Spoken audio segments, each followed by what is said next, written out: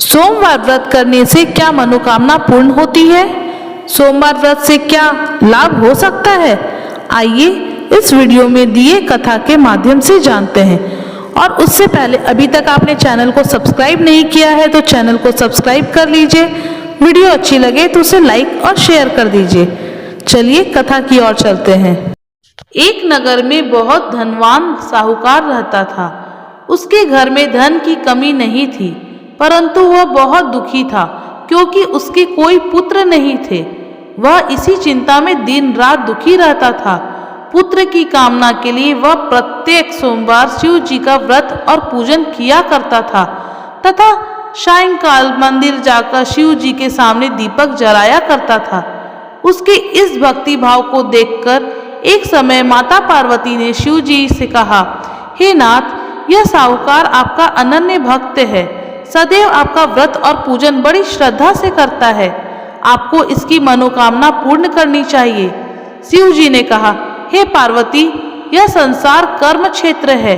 जैसे किसान खेत में जैसा बीज बोता है वैसे ही फल काटता है, इसी तरह मनुष्य संसार में जैसा कर्म करता है वैसा ही फल भोगता है। माता पार्वती ने अत्यंत आग्रह से कहा, हे प्रभु, यह आपका अनन्य भक्त है। अगर इसको किसी प्रकार का दुख है तो उसे आपको अवश्य दूर करना चाहिए। आप तो सदैव अपने भक्तों पर दयालु होते हैं और उनके दुखों को दूर करते हैं। यदि आप ऐसा नहीं करेंगे तो मनुष्य आपका पूजन तथा व्रत क्यों करेंगे? माता पार्वती का ऐसा आग्रह देख शिव जी कहने लगे, पार्वती, इसके कोई पुत्र नहीं है, इसी चिंता में यह अति दुखी रहता है। इसके भाग्य में पुत्र न होने पर भी मैं इसको पुत्र की प्राप्ति कर देता हूँ, परंतु वह पुत्र 12 वर्ष तक जीवित रहेगा। इसके पश्चात वह मृत्यु को प्राप्त हो जाएगा। इससे अधिक मैं इसके लिए नहीं कर सकता। माता पार्वती और भगवान शिव का यह वार्तालाप साहूकार सुन रहा था। इससे साहूकार को न तो प्रसन्नता हुई न ही दुखी हुई। वह पूर्व की तरह शिव जी का व्रत और पूजन करता रहा। कुछ समय बाद साहूकार की स्त्री गर्भवती हुई और 10वें महीने में उसके गर्भ से अति सुंदर पुत्र हुआ। साहूकार के घर में बहुत खुशी मनाई गई, परंतु साहूकार तो यह जानता ही था कि उसका पुत्र केवल 12 वर्ष की आयु तक ही है, इसलिए उसने अधिक प्रसन्नता प्रकट नहीं की और न ही किसी को यह भेद बताया। जब वह बालक 11 वर्ष का हो गया तो बालक की माता ने उसके पिता से उसके विवाह के लिए कहा।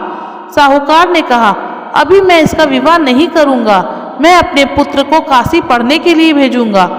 साहूकार ने बालक के मामा को बुलाकर उसको बहुत सा धन देकर कहा, तुम इस बालक को काशी पढ़ने के लिए ले जाओ और रास्ते में जिस स्थान पर भी जाओ यज्ञ तथा ब्राह्मण को भोजन कराते व दक्षिणा देते हुए जाना। दोनों मामा भांजे यज्ञ करते और ब्राह्मणों को भोजन कराते तथा दक्षिणा देते हुए काशी की ओर चल पड़े। रास्ते में उनको एक शहर पड़ा। उस शहर में राजा की कन्या का विवाह था, परंतु जो राजकुमार विवाह करने के लिए आया था वह एक आंख से अंधा था। उसके पिता को इस बात की बड़ी चिंता थी कि कहीं राजकुमार को देखकर राजकुमारी तथा उसके माता पिता विवाह में किसी प्रकार की अड़चन पैदा ना कर दे। जब उसने अति सुंदर सेठ के लड़के को देखा तो मन में विचार किया, क्यों न द्वाराचार के समय इस लड़के से वर का काम चलाया जाए। ऐसा मन में विचार कर राजकुमार के पिता ने उस लड़के और उसके मामा से बात की। वे राजी हो गए। फिर उस साहूकार ने लड़के को वर के कपड़े पहनाकर तथा घोड़ी पर बैठाकर कन्या के द्वार पर ले गए। सभी कार्य प्रसन्नता से पूर्ण हो गया। राजकुमार के पिता ने सोचा कि यदि विवाह का कार्य भी उसी लड़के से करा लिया जाए तो क्या बुराई है। ऐसा विचार करके लड़के और उसके मामा से कहा, यदि आप फेरों और कन्यादान के काम को भी करा दे तो आपकी बड़ी कृपा होगी। मैं इसके बदले आपको बहुत सारा धन दूंगा। दोनों ने इसे सहर्ष स्वीकार कर लिया और विवाह का कार्य भी बहुत अच्छी तरह से संपन्न हो गया। सेठ का पुत्र जिस समय जाने लगा तो उसने राजकुमारी की चुंदड़ी के पल्ले पर लिख दिया कि तेरा विवाह मेरे साथ हुआ, परंतु जिस राजकुमार के साथ तुमको भेजेंगे वह एक आंख से अंधा है। मैं काशी जी पढ़ने जा रहा हूँ। सेठ जी के लड़के के जाने के पश्चात राजकुमारी ने जब अपनी चुनरी पर ऐसा लिखा हुआ पाया तो उसने अंधे राजकुमार के साथ जाने से मना कर दिया। उसने अपने माता पिता को सारी बात बता दी और कहा कि यह मेरा पति नहीं है, मेरा विवाह इसके साथ नहीं हुआ है। जिसके साथ मेरा विवाह हुआ है वह तो काशी जी पढ़ने गया है। राजकुमारी के माता पिता ने अपनी कन्या को विदा नहीं किया और बारात वापस चली गई। उधर सेठ का लड़का और उसका मामा काशी पहुंच गए। वहां जाकर उन्होंने यज्ञ कराना और लड़के को पढ़ाना शुरू कर दिया। जिस दिन लड़के की आयु 12 वर्ष की हुई तो उस दिन उन्होंने यज्ञ रचा रखा था। लड़के ने अपने मामा से कहा, मामा जी आज मेरी तबीयत कुछ ठीक नहीं है। मामा ने कहा, अंदर जाकर सो जाओ। लड़का अंदर जाकर सो गया और थोड़ी देर के बाद उसके प्राण निकल गए। जब उसके मामा ने आकर देखा कि उसका भांजा मृत पड़ा है तो उसको बड़ा दुख हुआ।